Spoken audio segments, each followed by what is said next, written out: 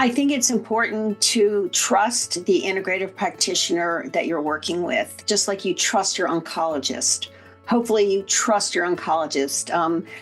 You need to find a team that respects you and listens to you and values you as an individual as much as they're able to in the few minutes that they see you. So when there's a conflict and you bring it into either both your medical oncology and your integrative practitioner, they can respond in a way that is valid and referenced and researched. And then you can decide what feels right for you, how you will proceed forward.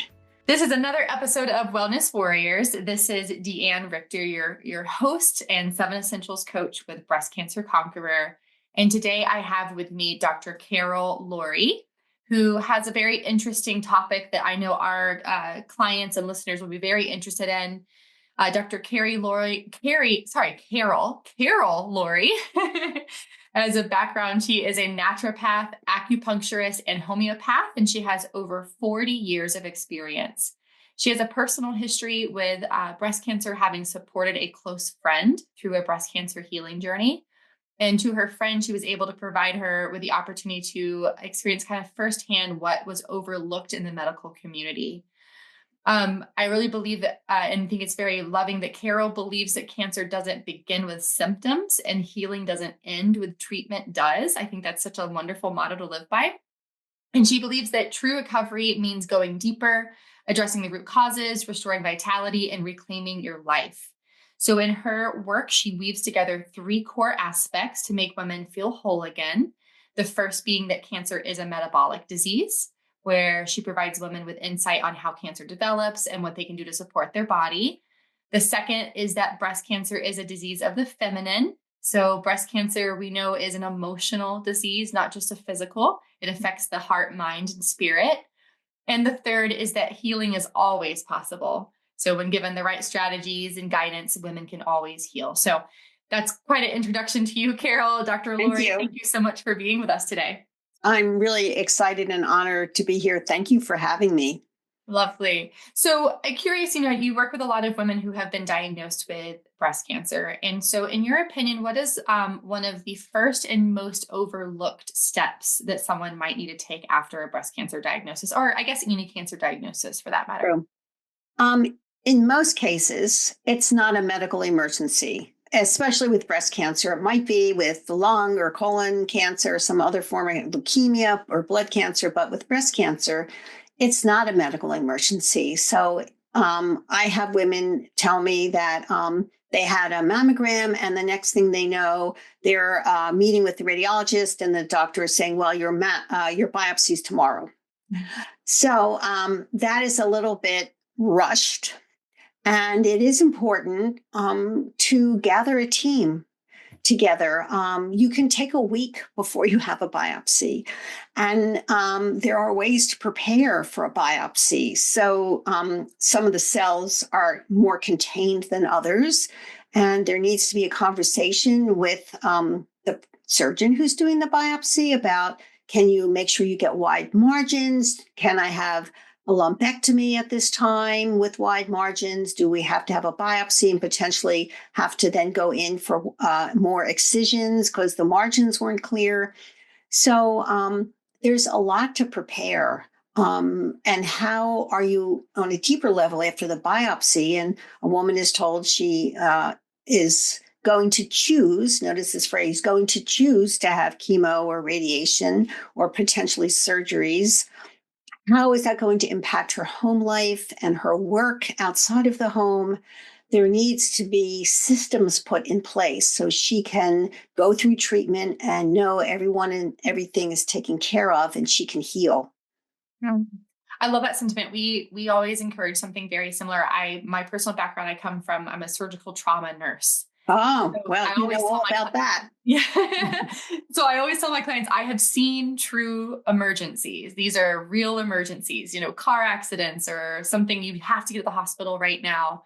And like you said, most of the time, granted, there are certain situations, some underlying factors, but most of the time, this isn't an emergency where you have to make a decision right here, right now. So I love that sentiment. I totally agree with you. You have seen real emergencies where people are bleeding out and, it's not even sterile technique. It's just stop the bleeding. So your experience is very different than what most women are going through. Yeah, exactly right. Yeah, totally on the same page there. So that's a great first step, suggestion to take your time. It's okay to take a little bit to kind of gather the information. And so then, if someone is maybe considering integrative care, first of all, can you kind of explain what that would mean, integrative care? And then what would be some of the misconceptions that people have about integrative care? Great questions. I'm an integrative practitioner. That means I believe in taking the best of both worlds, medical oncology and evidence based. Notice that phrase, evidence based integrative strategies. And what does that entail? That entails using food, foundational food, as the basis for creating an environment in your body that is inhospitable to cancer. It involves using targeted supplements and knowing which supplements are safe to take and which aren't during, and how to manipulate that schedule so you're not interfering with chemotherapy or radiation if you're choosing to do that. It's about developing a mindset that is pro-health as opposed to anti-cancer. There's a really big difference between that. I'm not anti anything. I'm pro health. Mm. So, and I think it's important to then, from the very beginning, to involve the body, mind, and spirit. What are the driving emotional contributing factors towards the development of the diagnosis of the metabolic disease that is breast cancer? Breast cancer is a metabolic disease like diabetes, like colitis, like Crohn's, like an autoimmune problem. So that gives a woman a lot of influence or power over what happens in her body. Yeah, beautiful. Yeah. So with the metabolic disease, oftentimes you hear like diabetes, there's a lot of lifestyle things you can do, right, to adjust the way the body works. So it sounds like you're saying it can be something a little bit similar. Well, the standard American diet literally quadruples the cancer rate. Hmm. The standard American diet and lifestyle are huge contributing factors towards obesity, cardiovascular disease, autoimmune disease, depression, you name it. So one of the first things women need to do is understand that the lifestyle they might have had, including how they're eating, has not necessarily been their friend, and how to move forward in a way that is workable, not just for them, but for their family. Beautiful. I love that. Yeah. We call it a SAD diet, right? Yes, SAD. sad. It's sad, SAD, standard American diet. It's also dangerous. Yeah, exactly. Beautiful. So, one thing that I hear a lot from our clients, when you start to get, if you're doing integrative, then you're maybe working with an oncologist, but then also working with other things to support yourself.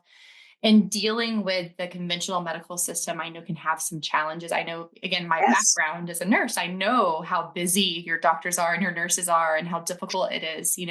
So, what are some suggestions you have for how a woman can advocate better for themselves in the conventional world? I think it's important to share with the oncology team what you're doing. I also think it's important to realize that this is not their skill set. Even major oncology centers who have integrative teams, they're using that phrase in the context of medical oncology. And true integrative care or integrative medicine is a little different.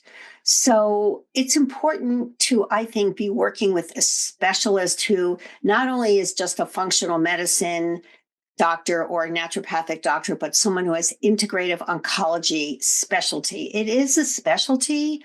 Our skill set is a little different than just a generalized functional medicine doctor. I've taken years of integrative oncology advanced classes, and I study integrative oncology in PubMed all the time, and I'm up to date with the latest research. So this is a very specific field. And when you are researching someone to work with you in conjunction with your medical oncology, I think it's important to connect with an integrative specialist. Now, how do you advocate for yourself? You have to understand that when you go and you share what you're doing, they may not agree. And you can also decide not to share everything because you want to be a little protective of yourself regarding receiving negative input. So you need to come to some understanding between yourself and your integrative practitioner about how you're going to proceed. But it is important to let them know you are doing integrative in addition. And what does that entail? Oh, I'm, modifying my diet and I'm taking certain supplements. I mean, and they're going to want the list. You can either give them the whole list or the partial list, depending on what your feelings about it are. Mm. Yeah, yeah, I similar again. I think we are on a line with a lot of our thinking. Same. I always feel like communication is always helpful, and I always feel like as well.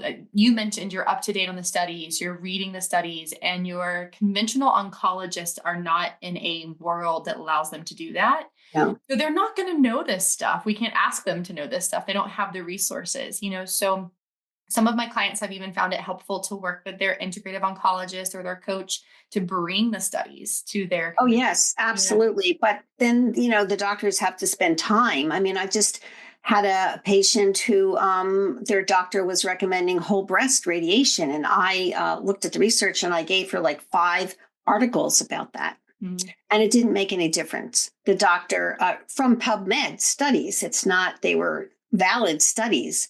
The doctor didn't care. Mm-hmm. So she still, pushed for whole breast radiation. So this is what this woman is doing. And my job is to support her in her decision, even though I don't necessarily agree with it. It's her decision. And I gave her the information and she decided to listen to the radiation oncologist. And there we go. So sometimes it makes a difference and sometimes it doesn't. Sure. Exactly right. Yeah, you're right. Hopefully we hope it does, but it doesn't always necessarily. And like you said, from there, the client has to choose what they think is best for them. Ultimately. So this kind of brings me to my next question as well, because, there's a lot of information out there. There's a lot of social media information out there. There's resources for everything. It's so good that we have extra information, but sometimes it's too much, right? So 100%. More is not always better. We're kind of bombarded with information now. So if a woman is finding that they are seeing some conflicting health information, how can they best handle that? I think it's important to trust the integrative practitioner that you're working with, just like you trust your oncologist. Hopefully you trust your oncologist. You need to find a team that respects you and listens to you and values you as an individual as much as they're able to in the few minutes that they see you. So when there's a conflict and you bring it into either both your medical oncology and your integrative practitioner, they can respond in a way that is valid and referenced and researched. And then you can decide what feels right for you, how you will proceed forward. I love that. Yeah, what feels right for you. I think a lot of the medical system we've been giving our trust to others and letting them make decisions for us. But I do think it's important now that women remember they're the ones in control. They get to choose, what feels right for them. I love that. So the name of my program is Empowered Against Recurrence. And that word empowered is very important. Mm-hmm. The woman has said to me, well, I'm told that I'm part of the medical team. And I rephrased that and said, no, you're the top of the medical team. You are the decision maker. They're providing you with evidence and statistics and research. And then you're choosing to do the treatment. So you're not a victim of like, well, you're taking this, well, we're doing that, well, you're going to have radiation. You are listening to their medical advice as the woman listens to our integrative advice, and then they choose what their path will be. I like that. You're the top of the medical team. Yeah, That's great. Yeah, beautiful. I love that sentiment. So I know you talk a lot about obviously metabolic, it's a metabolic disease. There's a lot of things that you can do to kind of change that environment. So do you mind giving us some of your top tips? What are some of your practical everyday lifestyle changes someone can make? Sure. Love this. Mm-hmm. So how you start your day determines what the message of your cells is going to get as far as, well, is this going to be a day based in carbohydrates and sugar, or is this going to be a day based in proteins and fats and vegetables? And how does that translate? So if you start your day drinking coffee, which 900 million Americans do every day, Mhm. um, and I'm talking about regular black coffee, not some frappy, sugary latte or something. What happens when you drink coffee is it mobilizes fat from storage, and that fat gets put into your bloodstream as extra glucose. And your cancer cells, which have been sort of asleep and hungry, they go, oh, great, gas for the cancer gas tank. And so you're basically giving your cancer cells fuel in the morning with coffee first thing. So the opposite of that is starting your day with green tea, organic green matcha tea. Now, this is an acquired taste. The real product is not something we've been brought up with as Americans, but you can get organic matcha green tea as a powder. And that way, as a powder, you can control how strong or how weak you initially make the tea. Ideally, you need to drink 5 cups of that to get the right amount of catechins. And green tea has a lot of pro-healthy cell components, and it causes cancer cells to die, and it causes the pathways of certain breast cells to go in the right healthy direction as opposed to choosing a inflammatory direction. It's also one of the best forms for allergies. So it has a lot, and viruses, it's antiviral. It has a lot of positive impact. They've done a lot of research on catechins in green tea. So if you start your day, you can't drink 5 cups. It's too much caffeine. The matcha tea has to be caffeinated, by the way. If you get the decaf, it loses the catechins. So start your day, if you like to begin your day with caffeine, start your day with 2 cups of green tea. And then wait an hour or so, and then have some breakfast. Now, the first thing that's important is that you need to realize that we've all been brainwashed by American advertising about what breakfast is. The American advertising companies, who spend billions and billions of dollars since we're very little, convincing us that breakfast is some form of cereal with sugar out of a box, or it's a pastry or a scone or a muffin. That is not breakfast. Shouldn't be breakfast. That's not a healthy breakfast. That's called how to feed inflammation and put gas in the cancer gas tank. A healthy breakfast is protein, maybe leftover from dinner with some vegetables and fat. That's a healthy breakfast. Okay. So you could have an egg with a vegetable scramble. That's a really delicious way to start the day. You could have a piece of baked salmon left over from last night with maybe a reheated purple potato and some steamed greens. That's a really nice breakfast. You could have a bowl of soup that you made. So there's lots of ways to start your day. You're nurturing your cells in your body. It doesn't have to be a sweet moment. So I think that it takes 120 days to create a new habit. So just changing that, if you only do that, you could just make that as a change. That could take 3 months to really become like normal behavior for you, as opposed to getting up, making your coffee, having your toast and whatever. That's a big shift just right there. Absolutely. It is so interesting. I think you're totally right about what we've been fed that breakfast is. Breakfast seems to be one of the hardest meals to make healthy choices on. And I think you're right. It's just, we're so bombarded with, it needs to be carbs, it needs to be sugar, it needs to be this. So those are some really, Potatoes, pancakes, waffles. yeah, all breakfast foods like follow that quote unquote breakfast foods follow that kind of, mindset. So that's such a great, simple suggestions for things you can do for breakfast. I love that. I mean, lots of people eat eggs, a little boiled egg, some veggie scramble, very easy little changes. I do have just a follow-up question for you, just out of curiosity with the matcha. Does it matter if you drink your matcha warm or cold? Can you do like an iced matcha? I think if you make matcha and then you want to ice it, I think it's fine. But in the winter, as an acupuncturist, it's not so great to drink cold food if it's cold outside. But if you're in the middle of having menopause induced hot flashes from your tamoxifen or your aromatase inhibitors and you're craving cold, then I think that's fine. Okay, beautiful. Just have some variety on those, the matcha. We're not always one. I live in Charleston, South Carolina. It's hot all the time in the Oh, summer. really? You don't? Oh, in the summer, but in the winter you get cold weather. Yeah. Yeah. So in Yeah, the winter, the tea sounds nice, but in the summer, maybe a little iced would be right. And if you don't like much the taste of it, to adjust to it, you could put some coconut cream in it. good. This is just unflavored coconut cream. It's actually quite delicious. And that would be a good fat, I would think. It's Yeah. a good fat, very Oh, healthy fat. beautiful. Okay, good. Have some options there. I have one more thought for you. We talked a little bit about the metabolic piece and lifestyle changes, but I know you also touch a lot on the emotional challenges with cancer. So, in your experience, what's one of the most common emotional challenges that women may face? And do you have any tips for facing it?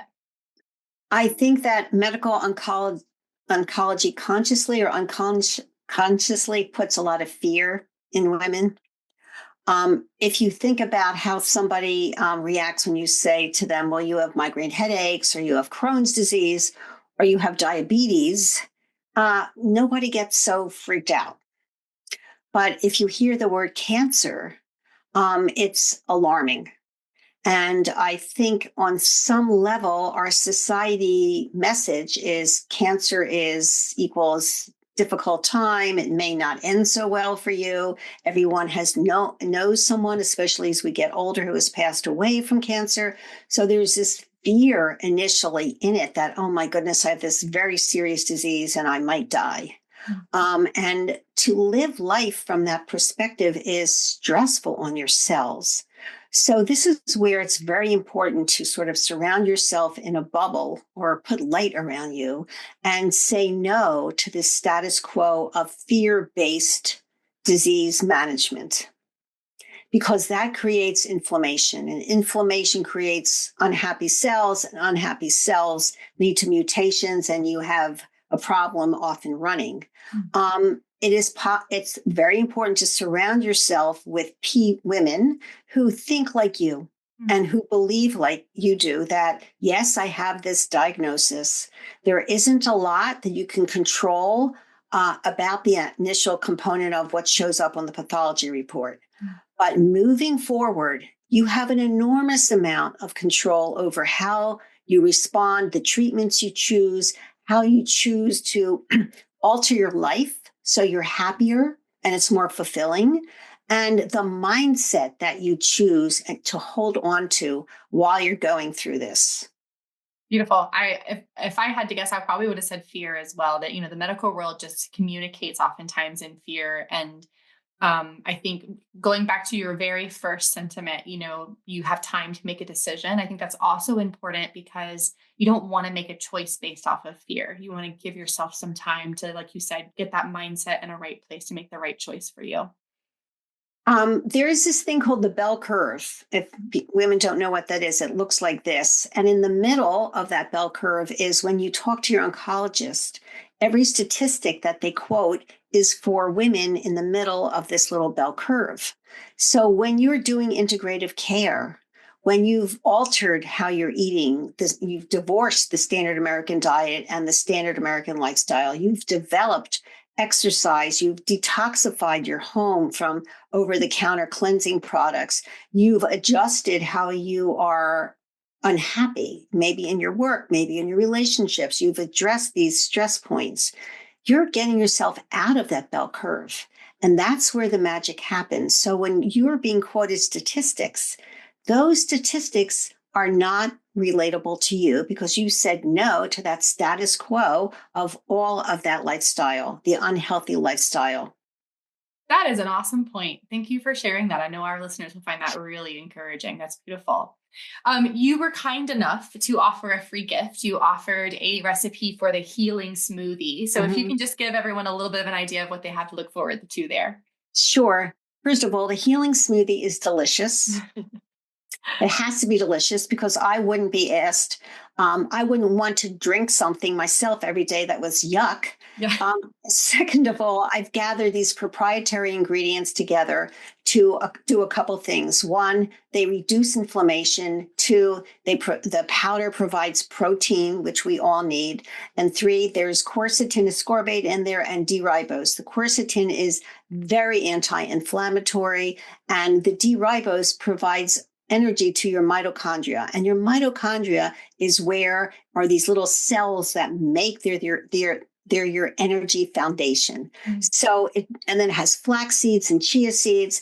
and then you put some greens in it and some water or some unflavored nut milk.